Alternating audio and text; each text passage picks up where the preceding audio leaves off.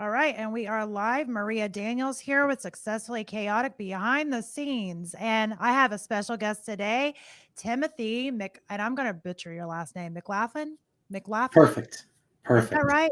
Yes. Score. Okay. So I always get really nervous when I haven't said somebody's name before because I have a tendency to butcher people's names. So that's just how that goes. So I want you to just go ahead and introduce yourself while I get this shared out where I'm supposed to share it out. And that way people can get to know who you are, who's Timothy, and we will chat after that. Sounds great. Sure. My name's Timothy McLaughlin, and I am a veteran actor of about 30 years in the industry. Started off in Florida, where I went to the University of Florida, got my Bachelor of Fine Arts degree in theater, worked for the University. I'm sorry, you worked for Universal Studios in Orlando for about 9 years doing all of their live stage shows. Okay. And then onward and upward to California, where I've been involved with many television and film productions for the last 25 years. So had you always wanted to be in theater? Yeah, since I was in college, but I mean, in high school, gosh, my aspirations were a lot different. Wanted to be a professional golfer. Oh yeah. I was involved in sports in high school. Joined the golf team my junior year. Fell in love with the game, and ultimately wanted to pursue that. But things change, Everything changes. It's never what you expect. The plan always changes. It absolutely does, and I know it's funny. Golf is definitely not my thing. Actually, there's a few people that are on my list of friends that have seen me golf or lack of talent thereof. It's pretty much me trying to hit, 2 holes and then figure it out. I can't do it, quitting and just sitting in the golf cart and drinking the rest of the time because I'm done. Yeah. But yeah, that tells a little bit about my personality is that if I'm not instantly at least kind of good at it, I don't want to do it. It's not actually a good personality trait, but here I am. But yeah, so golf. I mean, I think a lot of kids have aspirations to be a professional everything, professional golf, professional baseball, professional football, basketball, you name it. And you know, a lot of us get knocked off our high horse when we figure out, oh, there's a lot of good people out there. Okay, so you end up having to kind of, change your passions, and so you ended up going into doing theater during school, like in like a drama. Yeah, actually, that's exactly what happened my junior year in high school. I actually joined the drama club because there was a girl that I liked in the Mm, drama club, which is usually what happens. That's how most guys get involved in acting. yeah. And I had a great time. The production that we did was called "The Man Who Came to Dinner," Mm, and I played a small role in there. But the response that I got from the audience during the performance was intoxicating, actually, and it became something that I really had to have, every so often, and it just became a bigger and bigger deal for me as I went on into college. I think a lot of people who are in some type of performance get that. I've done different music, different music performances, and then also, live speaking engagements, and Yeah. there's nothing like that feeling of just the energy in the room. And I think a lot of people mistake that feeling for, narcissism, but it's not that. It's No. not that, oh, I'm so good. It's not that feeling at all. It's actually, there's just this energy and this vibe in the room. And I've talked to, other musicians and other actors and comedians and anybody that Yeah. deals with that kind of on the stage in front of people type of thing. And I think it's very much of that energy that you're producing something that's causing them so much joy that just the energy in the room is like no other. And so I mean, I don't have a big background in acting. I've done a little bit of very, very small things, but Yeah. that it's the same feeling, for people that, are listening or watching, tuning in right now, that maybe haven't acted, but they have done something else. They've done something else that's very creative and in front of an audience. And that's the best way to describe it. And is that just it creates this energy in the room. Yeah, yeah, no, absolutely. When you get a reaction from a crowd based on something that you've said or based on something that you've done, and it's a positive action, it's an affirmation of basically who you are. And I don't care what anybody says, everybody is looking for some type of affirmation, some type of validation of their existence in life. And whether it's not, if you do it through a sport, if professional athletes, they're always looking for affirmation for producing something well, for doing a great job, for hitting a home run, for whatever it might be. And so as an actor, you're constantly looking for affirmation, for validation, for positive feedback. I've always been someone who just gives and gives and gives. And sometimes as an actor, you starve for getting back what you give out. Absolutely. So that took you from high school into college, where you actually majored in the performing arts, correct? Yes, And I did. then from there, what was your plan? Because I know, I remember my brother always knew that he wanted to be in music. And I remember my mom saying, well, you need to get a job. You need to, because especially our generation, I don't know how you are, but my generation, it was very much expected that, you go to school, you graduate, you go to college, you go get your job that you work at until you're 62 and a half years old, and then you Yeah, retire and get the pension. And, if you didn't fit within that, that was strange. So did you yeah. have, anything that you needed to overcome as far as getting over expectations, or was it pretty much open in your household? Well, that was pretty much the same way growing up for myself. As a kid, I grew up in the 70s and 80s, and so and I came from a large Catholic family, so there were expectations, there Yeah. were responsibilities. My brother, my youngest brother, he's a musician, and my son, he's a musician. So there's just a lot of different paths that our family has taken. I mean, I've got family in real estate, and I've got family that is, they're spread out all over the country. And the choices that we've all made have taken us down our own paths of success and failures. But in the end, it's all about what makes us happy. And my father was one of the biggest supporters of do what makes you happy. And if you're not happy doing it, then you shouldn't be doing it. And if you're doing a job that you don't like, then you shouldn't be doing that either. So he was very supportive of my acting career, gave me a lot of advice about patience, humility, and basically telling me the expectations that I was going to be having as far as struggles and failures, and to get through all of that.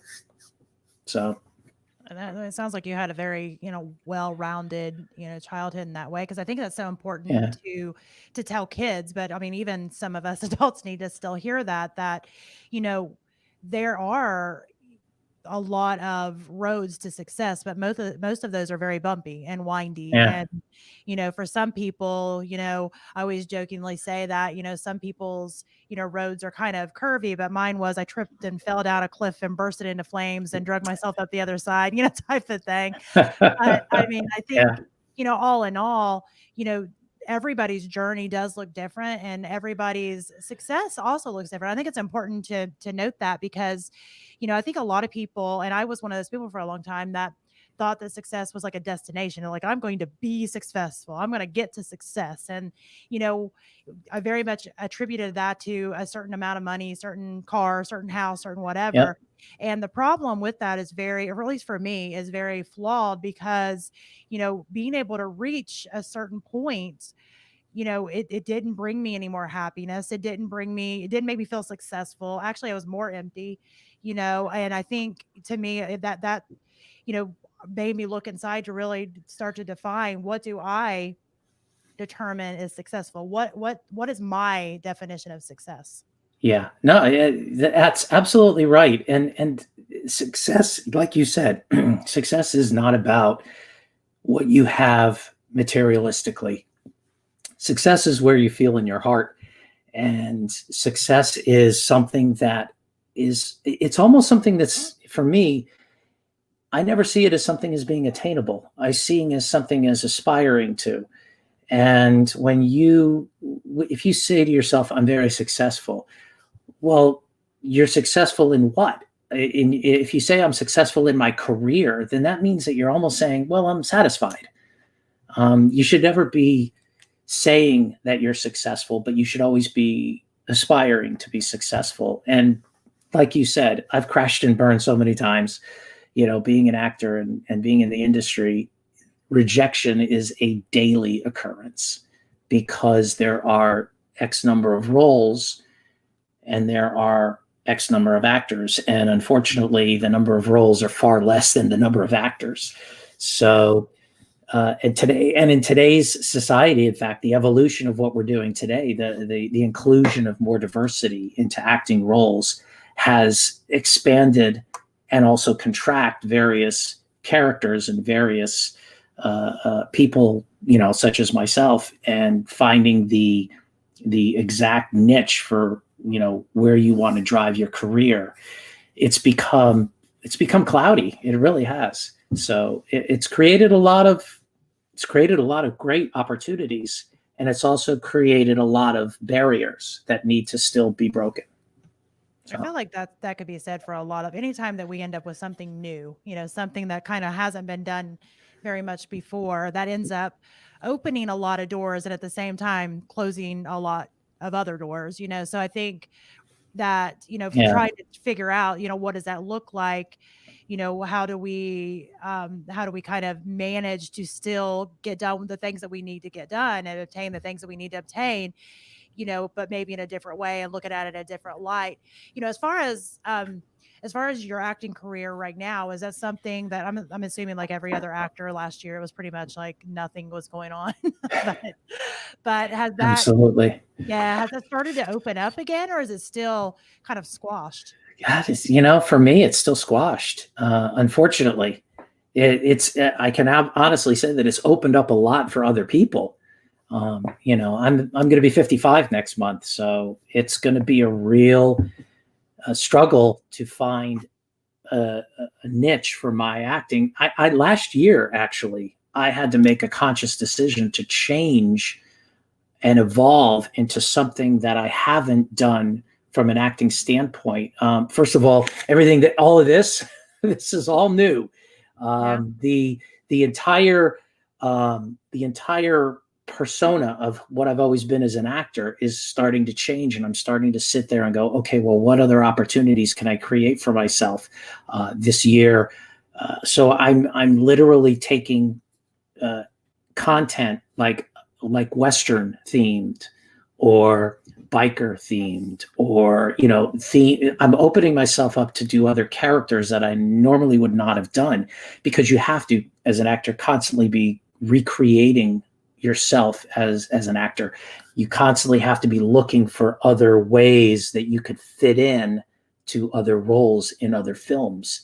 So, I mean, for the longest time, I played doctors, attorneys, character roles, which were great. But now, as I age, those roles are now going to other actors that are younger, that have other specific characteristics that fit the roles today.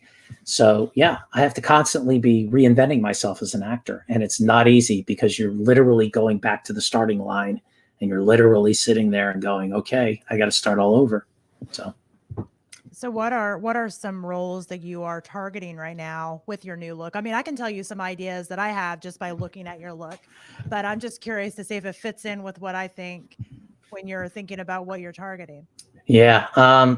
Look, I've been watching a lot of the shows that have been streaming. I've been a very big fan of Yellowstone, and I've been a big fan of Outlander when it was running.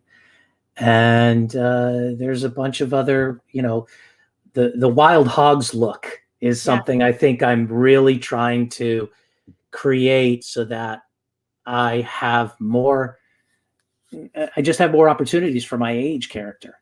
So those are actually the three genres, that I'm looking at. Sons of Anarchy. I know that they're working on some other projects there, but it also opens me up to doing things like, any one of the zombie shows, the Living Deads, and there's always unique looks that casting directors are trying to find. And now it's about getting my unique look out there and getting it sort of in front of their faces. And that's the hardest part as an actor. I can create 1,000,001 different looks, but it's about putting it in front of the casting directors now.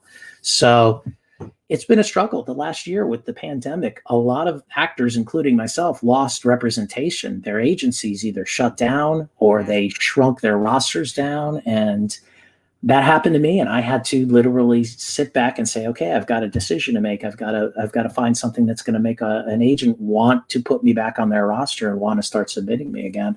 So that's the way I go. Yeah.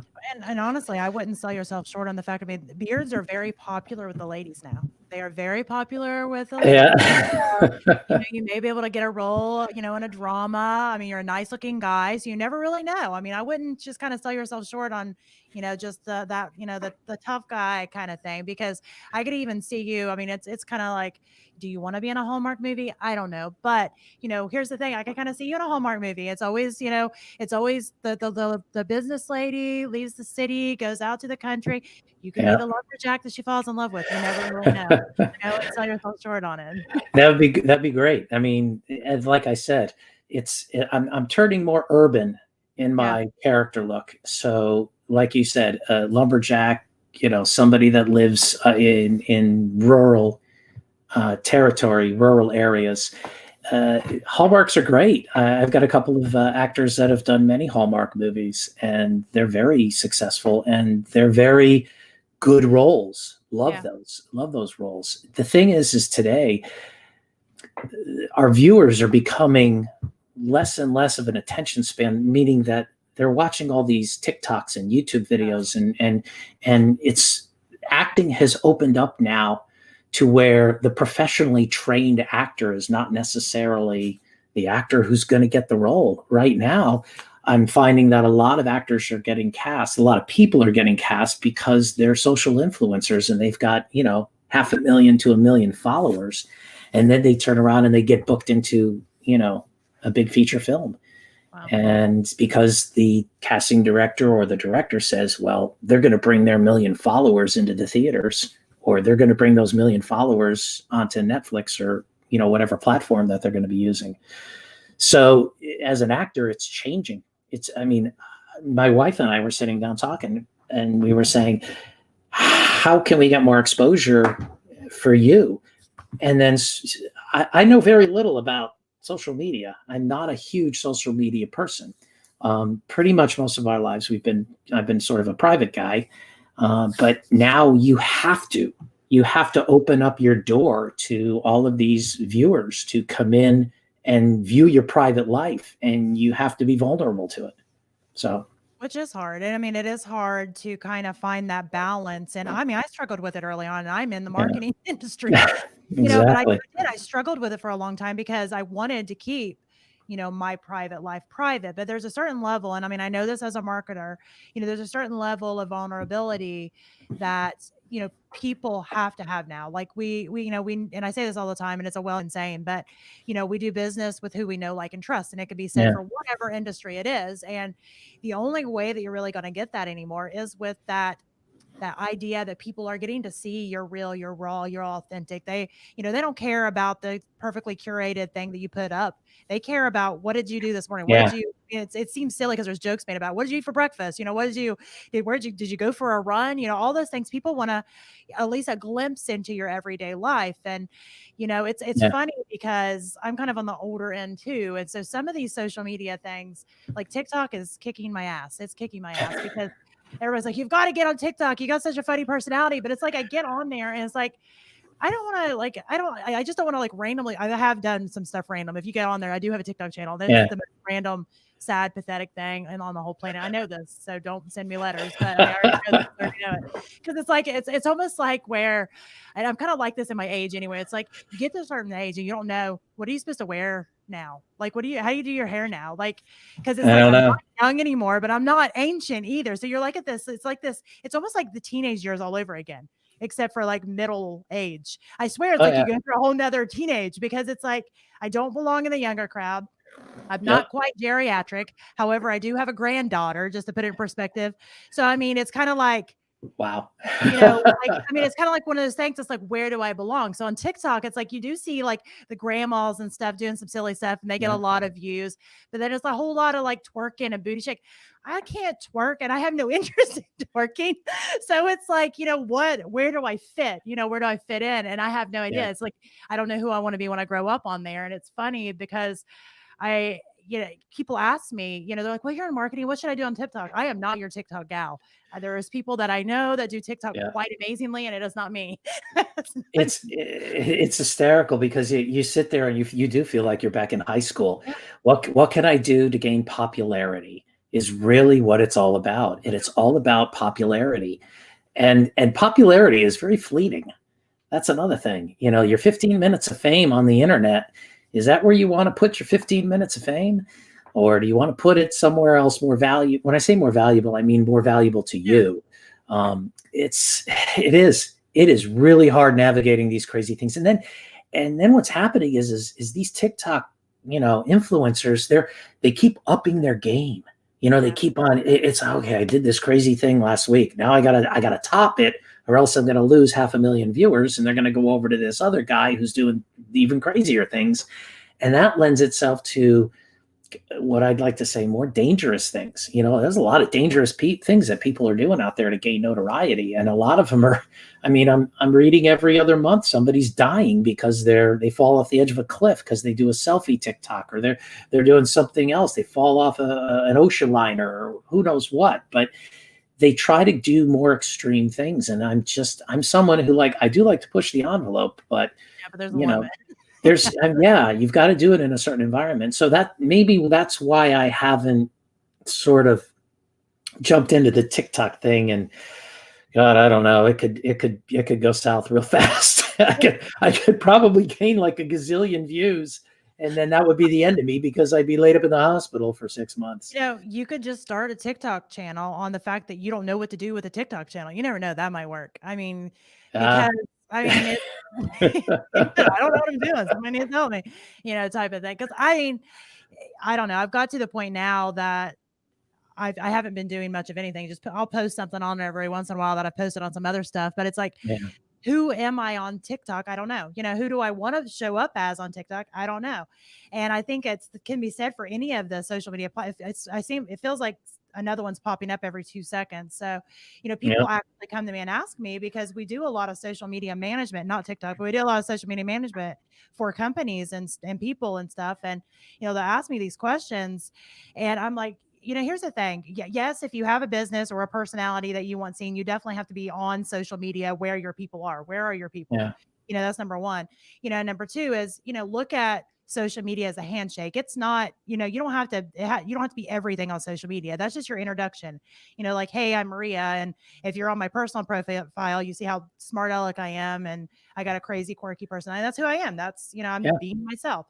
And, that's the handshake. And, that does a really good job at doing two things. It allows people who are like you to gravitate towards you, and at the same time, the people that don't like that, it's repelling them. So it's actually a win-win situation because you're already getting over the humps on what's not going to fit, So, I think, as far as social media goes, it's kind of one of those necessary evils that can be good when it's good, to a certain extent. And it can be terrible, like you mentioned, with pushing the envelope too far. I'm a big adrenaline junkie, and like I said, I got a crazy personality, so I'm willing to do lots of things, but all left to be able to get views, not so much. Yeah. I'm a risk taker too, and I've chosen a career that's a lot of risk taking, and so you've really got to put yourself out there. Like you said, you've got to expose all your vulnerabilities, And sometimes that involves way out of your comfort zone.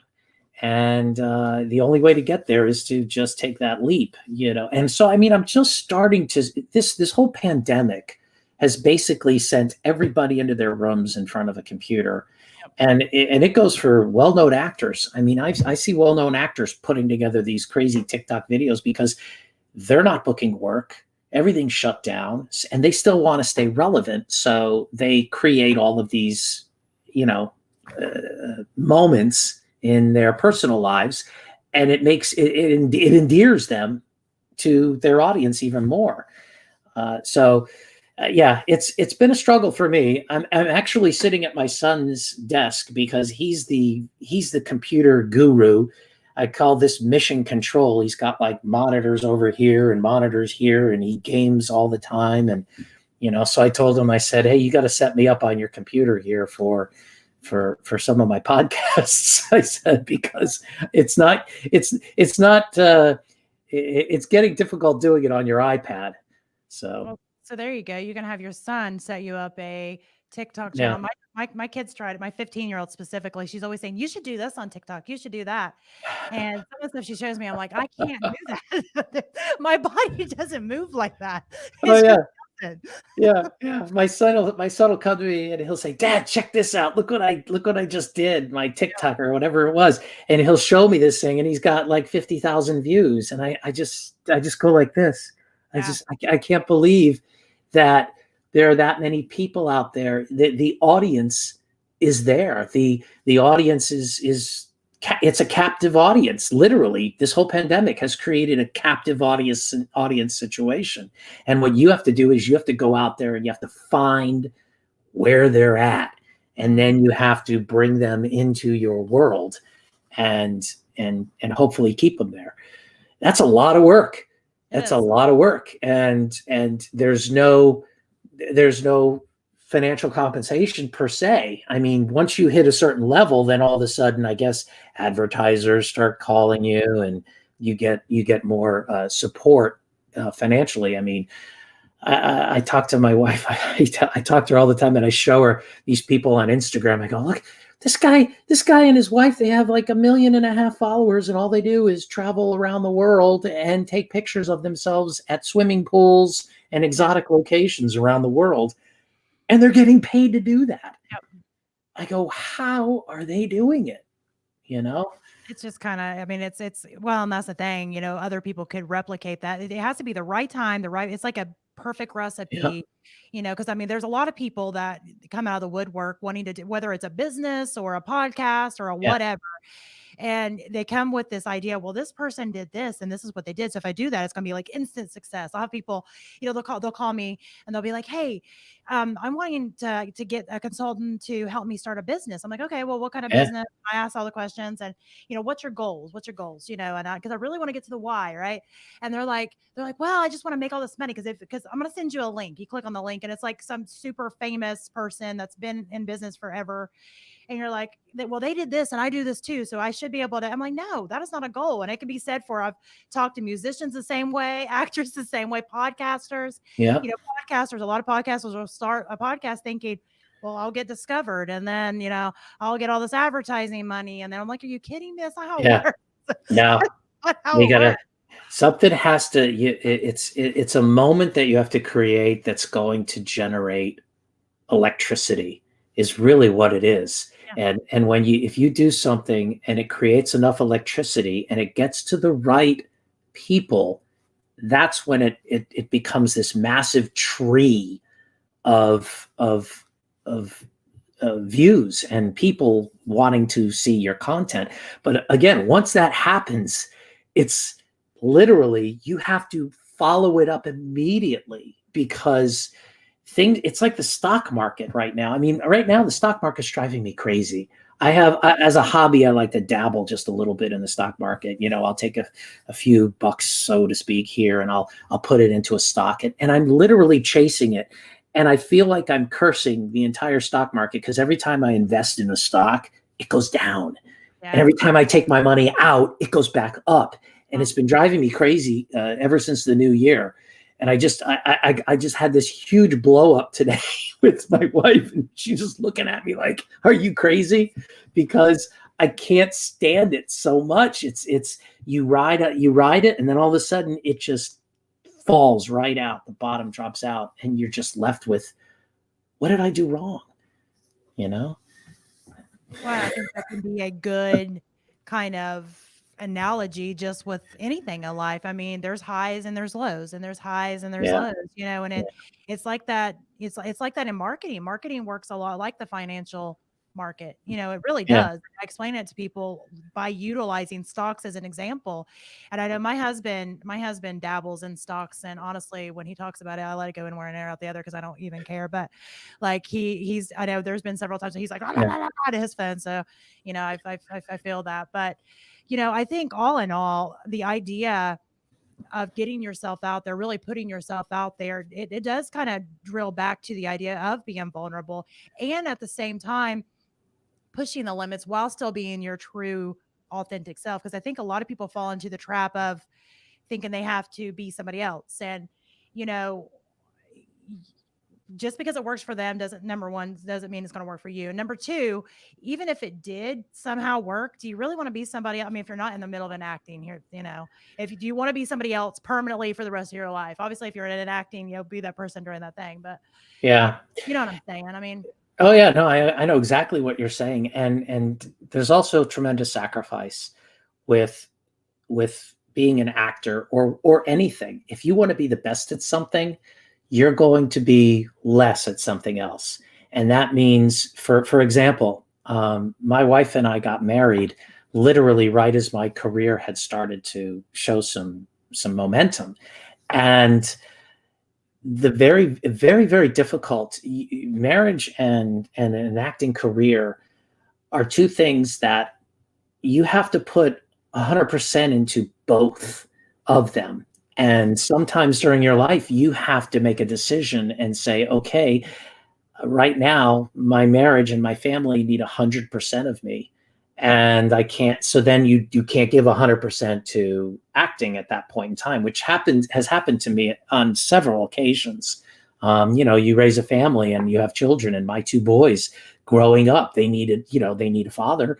yeah, And so to participate in a lot of their activities growing up and to be an integral part of their lives takes away a lot of where your energy would normally go if you were pushing your acting career. So yeah, it's been a tough balance.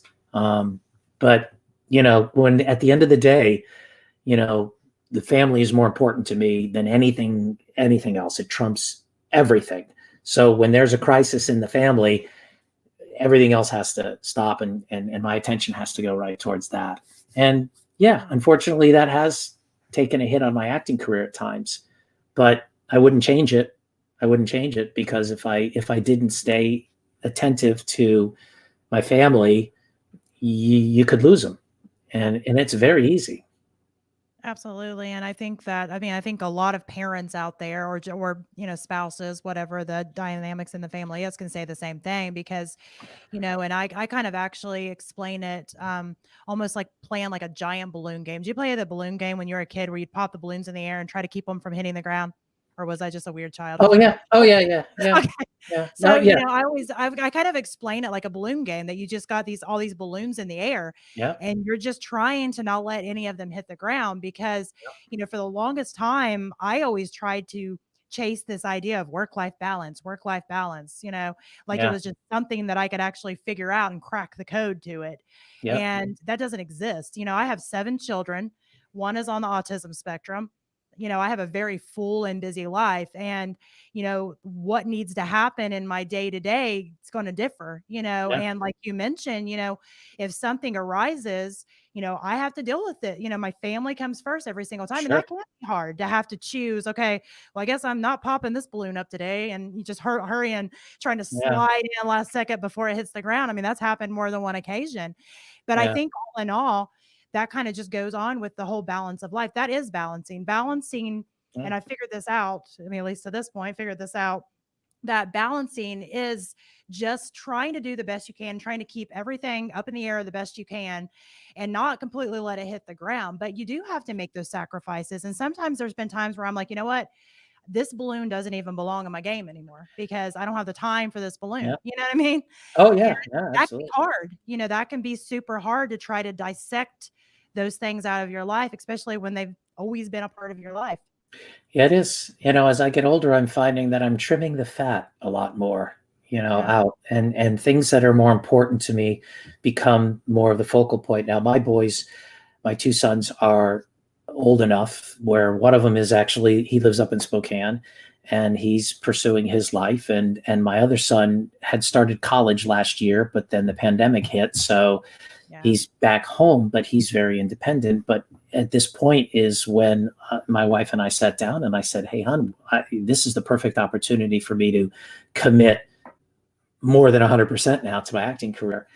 It's been a struggle, and it's really been interesting because when I've made big moves and big decisions, I've been met immediately with big obstacles. When we moved out here to California from Florida, I came out here. I had a mini series I was working on. I had a television show. I had like 2 or 3 commercials running, and I came out here and I thought, wow, I'm just going to hit the ground running out in LA. And about a month after I got out here, the actor strike hit. And that was a long actor strike, and then followed up by a writer strike. So it put a lot of pressure on me as an actor when I got out here. And you have to overcome that huge obstacle. And we've had other personal things that have occurred in our lives, family members passing away that have really hit us hard. And it is, you have to just keep figuring out ways to keep pushing towards that goal, Yeah, so absolutely. And I think, you mentioned, big obstacles all the time. And I think that's something that a lot of people face, honestly. But what ends up happening is sometimes it completely freezes people. And I think the ability to be met with the challenges and to pivot and be resourceful enough to either, yeah, sometimes it's okay to stop and pause and reflect. There's something to be said for that, but also to be able to pivot and decide, okay, well, let me approach it from this angle, or be resourceful and approach it from this angle. Because, you know, that's kind of what this show came from, is just the idea of being successfully chaotic, because life is just chaos. There's good chaos, there's yeah, bad chaos, but life is chaos. And, you know, a lot of times we spend so much time trying to tame the chaos, and that's it's not going yeah, to happen most of the time. So it's trying to figure out, well, how do I still, manage my definition, which is the important part, my definition of success in the midst of the chaos. Because, everybody's brand of chaos, everybody's flavor of chaos is a little bit different. Yours is going to be different than mine, but chaos is still chaos. Stress is stress, right? So it's just kind of trying to figure out, okay, well, I know that these are my obstacles. I know that these are the things that I'm being faced with. And most of the time they're out of your control. Like, there was nothing you could do about the actor strike, nothing you could do yeah, about the writer strike, definitely not in the plan. And I think a lot of people get so hung up in those unmet expectations yeah, that, a lot of times it completely freezes them and makes them retreat, because they think, well, this is not for me, it's not in the cards, or whatever else they tell themselves. And sometimes maybe it's not. But don't let those expectations that for whatever reason don't get met be the yeah. thing that stops you. If you decide to cognitively stop because you decide you want to pivot and want to change and want to make a different decision, I think that's great. But I think that it's important to note that those things are kind of inevitable. That chaos is inevitable in most people's lives. Oh, there are so many factors that you can't control, and to sit there and try to control them makes them even less controllable in reality, as far as I personally uh, believe. And it's really an interesting thing. It's you're floating down whatever river you're floating down, and when you hit the rapids, just instead of trying to paddle against them, just let them carry you on through so that you can get past them. And sometimes you learn a lot more from it. If you struggle and you push against things, it's just like today. My wife, she's a really calming presence for me. She's just, she always sits there and asks me a question when I vent, Yeah. and I tell her, I say, I can't, this thing is driving me crazy today, and she'll sit there and she'll ask me a question like, so what do you want to do for your birthday? Yeah, I mean, just completely out of the blue. And I sit there and I go, I'm not even thinking about my birthday right now, okay? What I want to think about is how I can make this successful. Yep. And she says, well, get away from that right now. Don't sit there and brood over it. Don't sit there and pine over it. Give yourself the opportunity to step back, because if you're so involved in something and you're so engrossed, and when you over focus on things, that's when you miss the other stuff that's literally passing right in front of you. So she Absolutely. is. I'm very lucky to have her. She has been an absolute support rock for me for my entire career. Whenever I'm upset, she doesn't sit there and try to help me reason it. She just comes in and she gives me comfort, whether it's physical comfort, being there for me, or sometimes it's, hey, I'm going to be in the other room and I'll be here if you want to talk about it, kind of thing. But she's always been a really good, calming, stable rock. And I that's something that you have to think about when you're pushing through a career and you're struggling through it. You have to look around and see where your support system is, Absolutely. Your life. and yeah, your lifelines and your support. And you need to go to that. You need to go to that when you're struggling. Really, you do.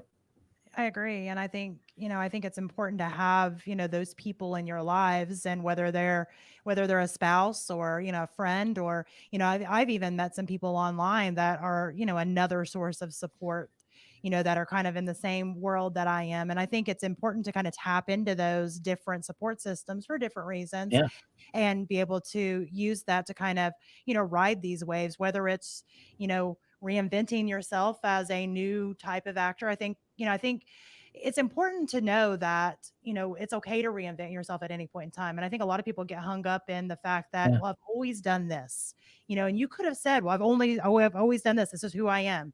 I can't change or pivot. And, it's to each their own, whatever on that. But I think it's a great idea to use that time to reflect on, who do you want to show up as? yeah. Who are you at this moment in life? Not who are you, 10 years ago? Who are you now? Because we grow and we change and we develop, and it's okay to, show up a little bit different than we did 10 years ago, because we're a little bit different than we were 10 years ago.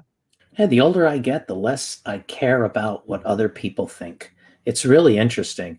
A lot of the youth today with social influencers and TikTokers and everything, they care so much about what other people think of them. And it's right down to their physical appearance. Oh gosh, I've got one, eyelash that's out of place, or, I've got a blemish on my chin or something. And it overwhelms them. It consumes them with this self-consciousness.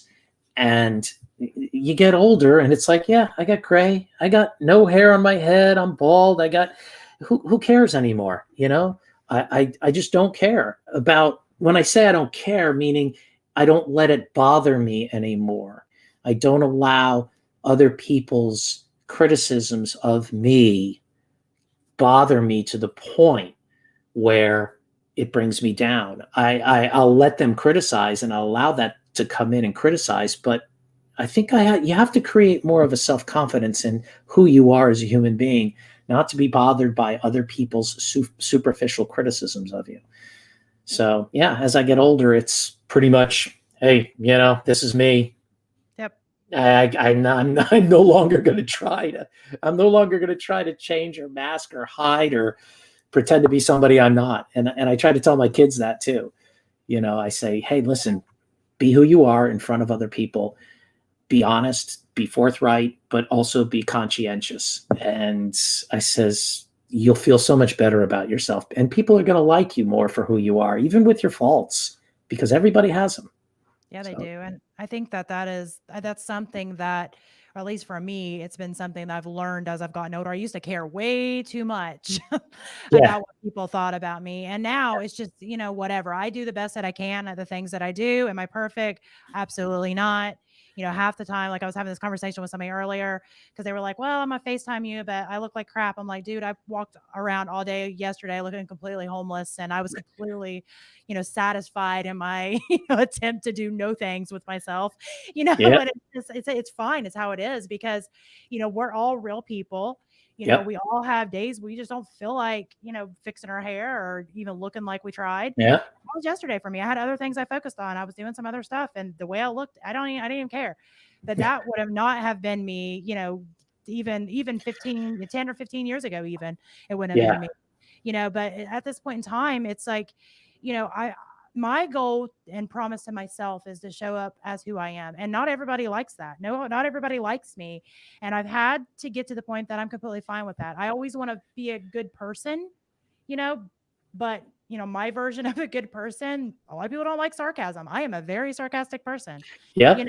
It's just how it is. And I have to be okay with that. I have to be respectful with other people, but also okay with the fact that not everybody's going to love, who I am. And that can be hard sometimes. Yeah. I mean, and it's also cultures that you've been raised in. I'm half Irish, half Italian. So you could imagine the arguments that my mother and father would have when I was growing up. Everybody and my brothers and sisters. I mean, everybody wore their emotions out on their sleeves. Everybody had something to say. Everybody had an opinion. We were very opinionated to each other, and certain cultures are like that. And it's just how you were raised. It's really hard to sit there and to talk to somebody and not say something that may or may not offend them, Yeah. because those people have different beliefs and those people were raised on different cultures. And it's almost impossible. And that's kind of bothered me, especially the last few years, is because everybody has become so hypersensitive to something that another person would say, or how they would act, or what they would do. And nobody sits there and says, wow, well, they're coming at me from a different direction. They're coming at me from a different culture. I may not agree with it. I may find it even a little bit offensive, but what impact is it going to have on my life when I stop talking to that person, when I go home at the end of the day? What kind of impact is that going to have on my life? It doesn't. You have a conversation with somebody and you go back about your day and you go home or you do something else, and they're not part of it. People come in and out of your life so much, and to take such personal offense to what other people might say to you or how they may act, it's not beneficial to you in your life. It never will be. So No, absolutely not. And I mean, it took me a long time with some of the things that I allowed to eat at me to get that out of my yeah, head because it's like this broken record that plays over and over and over because I let it get in. yeah, And my goal now is to just not let that stuff get in because if it's not, affecting my life and it's not affecting my family, hmm, then it's not even worth a second thought. If somebody hates me, that's fine. They hate me. They can hate me. That's good. But I mean, and I agree. A lot of people do tend to get offended on certain things, and I try to stay out of all the super emotionally charged crap because I'm very much a believer that life is very much perspective based, and much like you were saying, my perspective can only come from the life that I have lived to now. It yeah, cannot be influenced from anything else, and no, the same can be said for you or anybody else. So I try to approach every conversation with knowing that. And, if somebody accidentally says something that I find offensive, I try not to take offense on it because, again, from their perspective, most people, and I'm not, there are a few assholes out there, excuse my yeah, language, but most people, you know, are actually good people and they are doing and saying what they view as right from their own perspective. yeah, And I think that's the biggest thing that I try to look at. Try to take a step out of things and look at it and say, okay, is that my perspective? No, it's a little bit offensive, but from their perspective, it probably looks a lot different because are they a bad person? No, they're not a bad person. I know them on a different level and they're actually a good person. So if I yeah, know that, then I can automatically assume that whatever they're speaking, even if it's not my truth, for whatever reason, it's their truth. And, that's how I try to view life, and, let things roll off my back and not get involved in all the drama. And it's just, life is too short. And, you mentioned earlier about having, deaths in the family. I mean, we lost my grandparents a couple years ago, and, you know, you realize when you start to lose people that's super close to you, that how short it really is. Yeah. Between my wife and I, we've lost 6 uncles this past year, and none of them to the pandemic. They all died of natural causes. Most of them were in their early 80s.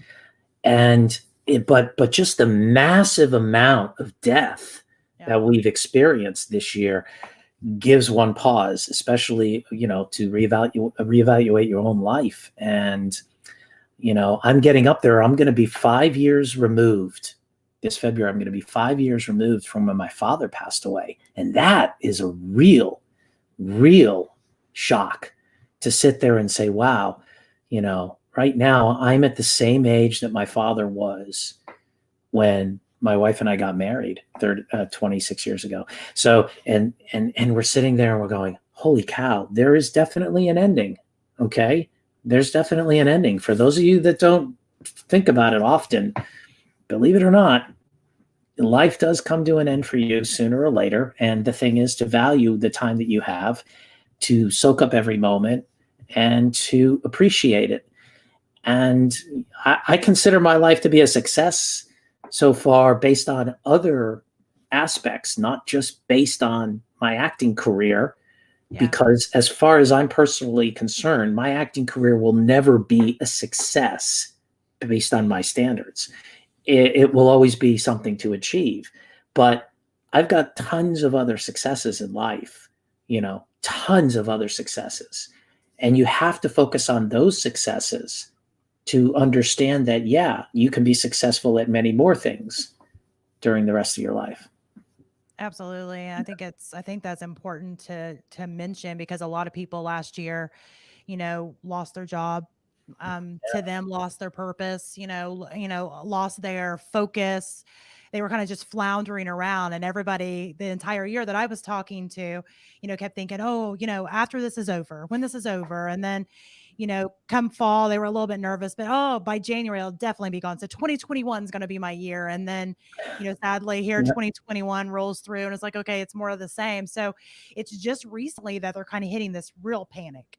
Real panic of there's no end in sight. There's no date to put on it. And, and I think that's a big thing to kind of notice on one hand, I really feel for the fact of knowing that they're just struggling with their identity at this moment. But on the other hand, you have to sit and take a step back, much like you said, and realize that no matter what your career is, whether you have one, focus in your career or 101, it doesn't matter. You're always perfecting, you're always achieving, you always have these goals in mind, and they're not always going to be met.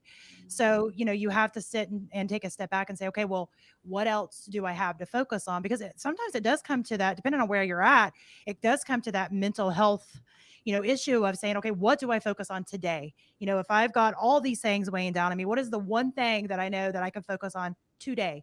Yeah. I think it's been a hard year for a lot of people. And honestly, I almost feel bad that it wasn't a hard year for me.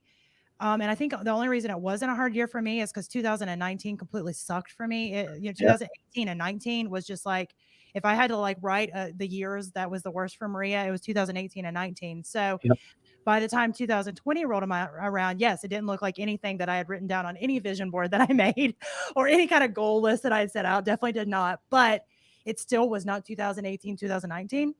Yeah. So, I felt like I'd already kind of hit rock bottom during those years, that it was just kind of like, okay, well, I have a little more time to reflect. I have a little more time to focus. And I tried to focus on what I could do instead of what I wasn't getting to do. Yeah. Yeah. That is absolutely correct. Focusing on what you can do as opposed to what you didn't get, because at sooner or later, what you're going to have to do is, if you're banging your head against the wall and you're not getting any success, then you need to go pick another wall. And you need to focus on something else, because sometimes doors open up when you have your back to them. And it's the truth. I mean, I can't tell you how many windows of opportunity I've missed by this much in my life because I was tending to something that I was sort of trying to put that round peg in that square hole. And so, you're sitting there and you're just focusing on it and you're focusing and you're just, I got to get it in. And then all of a sudden you turn around and you go, oh, crud, I missed that opportunity back there. And that was a really good opportunity.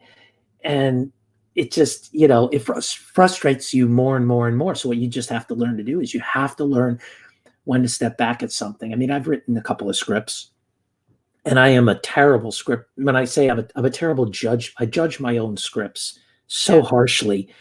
And so I've sat and I've literally put them in the closet and haven't touched them for a year or a year and a half. And then you go back with a whole new perspective and you go back with new experiences and you've got new ideas and thoughts and you go work on it a little more. And that's a lot. That's a lot of life, a lot of life is definitely taking a road, coming to an end and learning not to push through, but go back around and circle back to it later, Absolutely. And I think that could be hard. And I think those are more things that you learn kind of as you get older, because I know the 20-year-old Maria would have been like, no, I'm shoving this square peg into this round hole Yeah. and watch me make it work. Yeah. But the problem is, the one time that I got it to fit, I decided I did not want it to fit. Never mind, and I think it's so much worse. And I tell people these stories of, I tell them about good things I've done, but I make sure and tell them about the decisions I made that I wish I had never made, because, I don't want other people to look at those things and the idea of the bright and shiny syndrome, that is something that I chased for the longest time. And I did. And it was like, oh, that's bright and shiny. Let's go run over here and do this. And Uh-huh. it wouldn't quite fit. And I'd try to make it shove and, in there and get it to fit. And, it just, there's a reason that it doesn't fit. There's a reason that it doesn't fit. There's a reason that it's not working. And you need to just let the universe go ahead and lead you to where you're supposed to go. I'll tell you right Because- now, yeah, it's either you got to find another hole or another peg. exactly. You gotta let go of one of them. That's the thing. You have to let go of one. If you're trying to put that square peg into that round hole or vice versa, and they're not fitting, you have to go, okay, I have to leave one of them. I have to drop one of them, or both of them even. But it's not going to work. There have been times when I've tried to force issues and I've tried to force things, and the results have never been good. They've never been good. They've been learning experiences, but they've never been. The end result has never been what I had hoped for. So, I'm the same way. I've always joked around that I make big leaps and I make big falls. I am definitely a jumper. I'm like, ooh, let's do that. Let's just go barreling forward full force. But that's a good thing. That is a good thing, because in life you don't want to be known for the person who played it safe. There's plenty of those people out there. Hesitant jumping, and that's what I call myself now. I call myself a hesitant jumper. I'm still a jumper. I will always be a jumper. I will very much be the person. I'm an adrenaline junkie. The person, let's do it. But I will kind of scan for danger. Have you jumped out of an airplane? Have you ever jumped out of an airplane, Maria? I have not. That was on my list last year of things I wanted to do, and then COVID killed that. But I have never. I've been bungee jumping twice. I do love that. See, I'd be more scared to bungee jump than I would to parachute. It was weird because the first time I ever went, it was at this place, and they had it off of this cliff, but it was where you jumped was over a parking lot. That was terrible. But the second time was over water. And even though, going that fast, hitting the water is going to be the same as hitting the parking lot. Yeah. For some reason, it just looks better. So mentally, you're more okay with the fact you're barreling forward toward it. Because the first time I did not enjoy it. And I almost didn't do it the second time because I was like, I don't know. I love to be a little bit afraid, but not my life flashed before my eyes afraid. Sure. And I got talked into it because apparently peer pressure is also a thing I have. And, I ended up going ahead and doing it again, but I was so glad I did. I was like, oh, this was a really good experience. So I'm glad that I did do it the second time. But I've never jumped out of an airplane. That was one of my goals, and I don't even know if they're doing it right now. Like, how, like, I don't even know how you would do I it. don't Like, know. how I mean, it would be outdoor. Down here, I know that they do. I think they you have to be still. strapped to somebody, which obviously is not 6 foot apart. So I don't know. Like, like what? Yeah, that's. I guess Yeah, you're right about that. But yeah, no, my wife and I have said when the kids are out of the house, we're going to do it. And yeah. they were out of that. One of them, they were out of the house, and then one of them came back. One So came back. yeah, we're we're sitting there, and it's still on the table. But there's a couple of other things we want to do that are, like last year when my son went away to college, we decided we're moving to a place we love to move to be at. And so we moved closer to the ocean, and we were expecting this incredible year. And then the pandemic hit, it shut everything down on us. And it kind of, and we're sitting there going, oh, we moved to such an amazing place and we couldn't appreciate all the wonderful things that it had. So it was kind of anticlimactic, to say the least. But the fact is we made that big decision. We Yeah, made that big move. And who knows what's going to happen this coming year? We're actually pretty much close to making a decision to move again. So, new yeah, environment means new possibilities. So you have to keep that in absolutely. mind. You do. Absolutely, and I love that. And so tell everybody before we kind of hop off here. I don't know if, well, since you don't do social media much, maybe you don't want them to follow you, but if you do have anything you want them to look at, you can talk I about it. I If have not, I you can have say, forget my name and leave me uh, alone, whatever. I have I've like you said earlier, I've jumped into it sort of hook, line, and sinker. I'm trying to swim. Yeah, so I do have a couple of social media sites. Obviously, my IMDb page, which is the Internet Movie Database, which holds a large percentage of the films that I've made or the films that I'm in production, but not all of them. It's interesting because, those films that are on the IMDb page are actually just what sort of the mainstream has, or there's some films that I'm not credited in that I've actually been in. Yeah. So you can see me on IMDb. Just type in imdb.me/Timothy McLaughlin. That'll take you to my page. You can see the projects I'm working on, the ones that I'm getting ready to do, or the ones that I'm finished. I do like Instagram. I'm really that's because for me, I have to pick one Focus. one one social media site and Yeah. focus all my energy on it. If I try to pick all these other ones, it's just going to be a big cloudy, soupy mess. So Instagram is where I like to post most of my pictures professionally, personally, career-wise. And I usually will type something out. I'm still learning how to do those video stories and things like that, but it's getting better.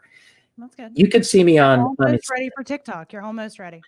Yeah, just about. But you can see me on Instagram. Just type in at the Timothy Mac, and it'll take you to my Instagram page. I'm you sit there, you say, I gotta get followers, I gotta get followers, I gotta get followers. I'm just posting it there. Hey, if you want to follow me, follow me. I've got some real interesting pictures and posts that I do. I don't just post one picture of me after another. If I go to some place, I'll find something really cool to take a picture of, and I'll post it. But like again, I'm still working on videos, and I am on Facebook. Just type in Timothy McLaughlin. I think I'll come up somewhere somehow. I'm in California, and you can see if you want to friend request me there. I go on Facebook maybe once, maybe twice a day just to check to see who's checking in with me. But all my posting is usually Instagram and stuff like that. I don't do Twitter. Twitter has gotten way too volatile. Way Yeah. too volatile. A lot of just crazy, crazy, crazy things there. A lot of people are just screaming at each other basically on Twitter. So not happy about that. Yeah. Yeah, it's interesting. Twitter's not my favorite either, but Yeah. yeah. So at least now I know how to say your name because I was back to butchering people's names. I was like McLaughlin because it looks like McLaughlin. I feel like I changed. Do you know Jeff Dwalskin?